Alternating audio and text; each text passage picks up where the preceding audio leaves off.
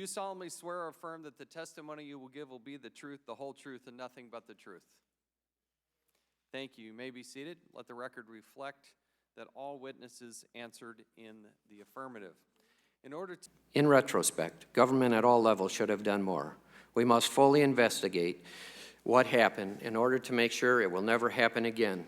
In addition, and most urgently, we must fix the problem for the people of Flint.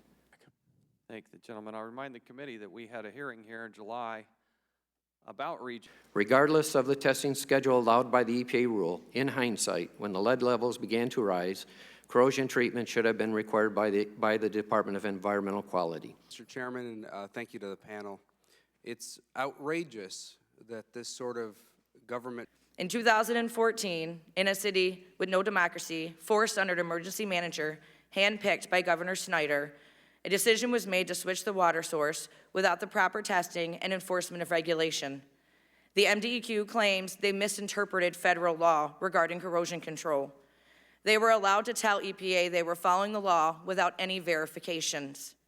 The citizens in Flint were assured for 18 months that the water was safe. My home was being tested because of the discoloration of my water and the health issues my family was experiencing. We fought the city and the state, saying there was something wrong, and we were dismissed. Didn't alert people in 2000.